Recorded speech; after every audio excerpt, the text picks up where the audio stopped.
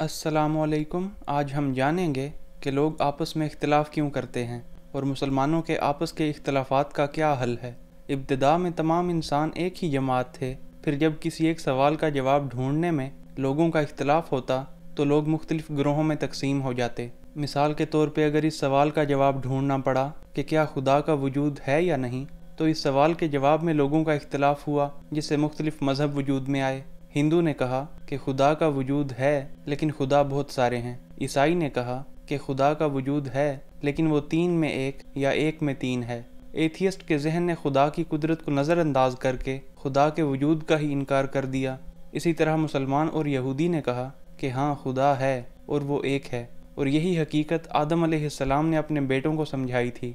इसी तरह अगर ये सवाल हो कि हुकूमती निज़ाम कौन बेहतर तरीके से चला सकता है, तो लोग इस बात पर भी इख्तिलाफ़ करेंगे, जिससे सियासी पार्टीज़ और सियासी कारकुन वजूद में आएंगे। या अगर पसंद या नापसंद की बात आएगी तो कुछ लोग एक सिंगर को या एक्टर को ज़्यादा अच्छा समझेंगे, जबकि बाकी लोग किसी दूसरे सिंगर या एक्टर को ज़्यादा फेवर करेंगे, जिससे उनका आपस में इख्तिलाफ़ होगा।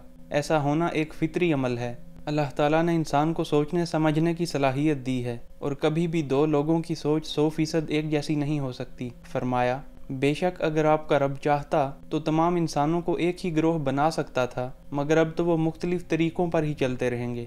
अल्लाह की इंसानियत पर यह रहमत है कि उसने हर ज़माने में नबी और रसूल भेजे, जो लोगों को हक़ और सच का रास्ता बताते रहे। जो लोग इस रास्ते पर आ गए वो कामयाब हो गए, और जिन्होंने ज़िद और तकब्बुर किया और उस रास्ते पे आने से इनकार किया, उन्होंने शैतान का रास्ता इख्तियार किया और अपने आप को हमेशा की हलाकत में डाल लिया। और अल्लाह की रहमत तब अपने उरूज को पहुँची जब उसने मोहम्मद सल्लल्लाहु अलैहि वसल्लम को भेजा और फरमाया, हमने आपको तमाम जहान वालों के लिए रहमत ही बनाकर भेजा है। और इसी आखिरी नबी पर अल्लाह ने एक ऐसी किताब नाजिल की जिसमें इंसानियत के तमाम मसाइल का हल और तमाम इख्तिलाफ़ात का जवाब मौजूद है। रमज़ान वो महीना है जिसमें कुरान नाजिल किया गया, जो इंसानियत के लिए सरासर हिदायत है और ऐसी वाज़ेह तालीमात पर मुश्तमिल है जो राह रास्त दिखाने वाली और हक़ व बातिल का फ़र्क खोल कर रख देने वाली है। और हम मुसलमानों की मिसाल एक ऐसे घराने की है जिसमें 2 भाइयों का आपस का लड़ाई झगड़ा ख़त्म नहीं होता, और मोहल्ले में हम आकर कहते हैं कि हमारे पास इंसानियत के तमाम मसाइल का हल मौजूद है, तो दुनिया वाले ना सिर्फ हमारा मजाक उड़ाते हैं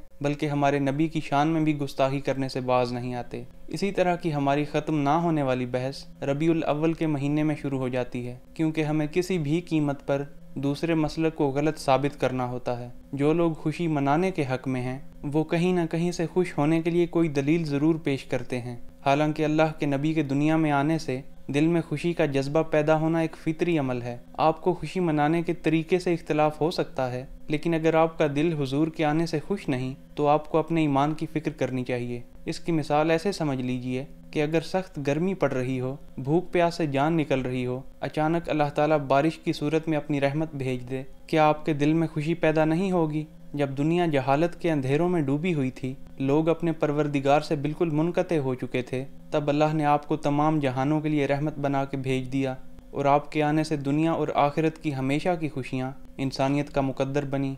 इससे ज़्यादा खुशी की बात क्या होगी?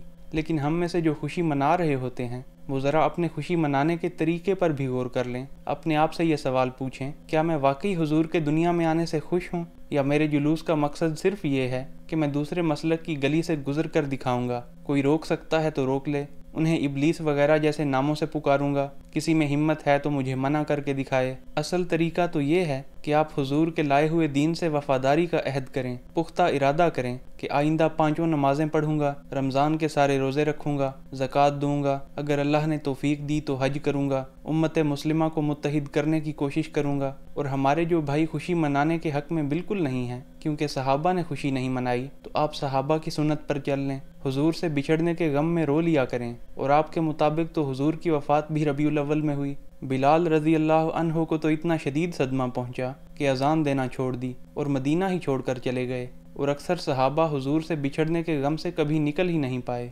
वरना हुजूर के आने की खुशी का असल जश्न तो सहाबा ने ही मनाया था। बिलाल को तपती रेत पर लिटा दिया गया, सीने पे पत्थर रख दिए गए, मक्का की गलियों में घसीटा गया, लेकिन आपके लाए हुए दीन से बेवफाई नहीं की। मकसद अपने इल्म का रोब जमा कर, अपनी दलील की धाक बिठाकर दूसरे को गलत साबित करना नहीं, बल्कि मकसद हुजूर से अपनी मोहब्बत का इजहार करके ان سے اپنے قلبی تعلق کو مضبوط کرنا ہے۔ کتابیں پڑھنے سے علم تو آ جاتا ہے، دلیل بھی مل جاتی ہے، لیکن جھگڑا اس لیے پیدا ہوتا ہے کیونکہ صرف کتابیں پڑھنے سے حکمت نہیں ملتی۔ یہ تو اللہ کی خاص نعمت ہے، وہ جسے چاہتا ہے حکمت عطا فرما دیتا ہے، اور جسے حکمت عطا کی گئی اسے بہت زیادہ بھلائی دے دی گئی۔ اسی لیے فرمایا کہ لوگوں کو اپنے رب کی راہ کی طرف حکمت اور بہترین نصیحت کے ساتھ دعوت دیں۔